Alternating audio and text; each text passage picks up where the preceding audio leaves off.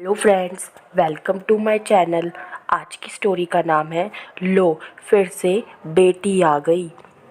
Story अच्छी लगे तो लाइक कीजिएगा और मेरे चैनल हर घर की कहानी को सब्सक्राइब कीजिएगा। तो चलिए स्टार्ट करते हैं। कीर्ति कीर्ति रिपोर्ट आ गई। क्या बताया, प्लीज़ बता ना। क्या कहा डॉक्टर ने? वहाँ पर भी तूने कुछ नहीं कहा। श्वेता अपनी डॉक्टर बहन कीर्ति से अपनी अल्ट्रासाउंड की रिपोर्ट के बारे में पूछ रही थी। कुछ नहीं दीदी, तू परेशान मत हो। टेंशन क्यों ले रही है? सच सच बता, इस बार भी लड़की ही है ना? श्वेता अपनी बहन डॉक्टर है जो कीर्ति से पूछ रही थी। श्वेता, मुझे ये लड़की नहीं चाहिए। माँ, सास, आप क्या कह रही हैं? सही कह रही हूँ बेटा, एक बेटी तुम्हारे पास पहले से ही है, दूसरे की क्या ज़रूरत? लोग क्या कहेंगे? दूसरी भी बिटिया हो गई। मेरी मानो तो तुम अबॉर्शन करवा लो। नहीं माँ, नहीं।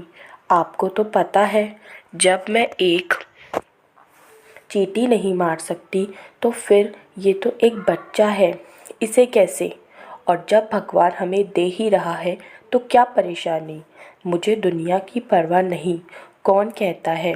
ये मत सोचो माँ, बेटा हो या बेटी, पाल पोस कर हम दोनों को ही बड़ा करना है। पहला बच्चा कुछ भी हो, बेटा या बेटी, सबका लाडला होता है। और दूसरा बच्चा जो भी पैदा होता है वो अपने आप सबके दिल में अपनी जगह खुद बनाता है। श्वेता, माँ प्लीज़, पर कुछ नहीं। आपस में सुख दुख बांटने के लिए दो बहनों का होना ज़रूरी है। मैं ये हत्या नहीं होने दूंगी। हमारा संयुक्त परिवार है, मिलकर संभाल लेंगे। माँ, ये कानूनन अपराध भी है। माँ, मैं जानती हूँ आपको ये चिंता क्यों हो रही है। माँ, आप सिर्फ लड़के के भविष्य को लेकर चिंतित है। मैं जानती हूँ माँ, हमारे समाज में लड़की का होना उसके परिवार के लिए चिंता का विषय होता है, क्योंकि शादी के लिए दहेज और उस दहेज का इंतजाम करना हर माँ बाप के लिए बहुत मुश्किल होता है। माँ, हम अपनी लड़कियों को इस काबिल बनाएंगे कि वे अपने पैरों पर खड़ी हो जाए, किसी और पर आश्रित ना हो, ताकि वे अपना घर परिवार बखूबी निभा सके। और आने वाला समय माँ ऐसा है कि अगर लड़की अपने पैरों पर खड़ी है तो दहेज कोई मायने नहीं रखता। हमें तो बस बच्चों को सही दिशा देनी है, और मैं जानती हूँ आप मेरा साथ दोगी। दादी माँ, दादी माँ, लो आप यहाँ बैठी है और मैंने पूरा घर ढूंढ लिया। कहाँ खोई हो? अरे सुहानी बेटा, कब आई पता ही नहीं चला। मीरा जी, श्वेता की सास, को एहसास हुआ कि वह अतीत की दुनिया में खोई हुई थी। पोती की आवाज़ से वास्तविकता का एहसास हुआ। 23 साल पहले की घटना उन्हें चलचित्र की भांति दिखाई दे रही थी।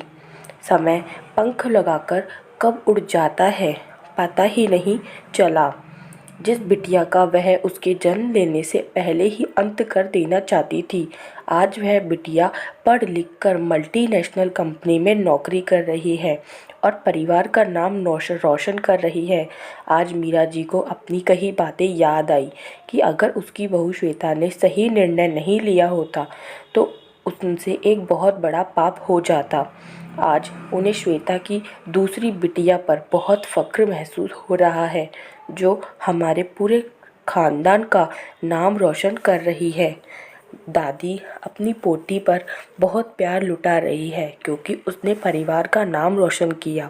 दोस्तों, आज भी हमारे समाज में दूसरी बिटिया का नाम आते ही लोगों की सोच बदल जाती है, पर वे खुद नहीं जानते कि बेटा हो या बेटी, सब अपनी तकदीर खुद लिखा कर लाते हैं।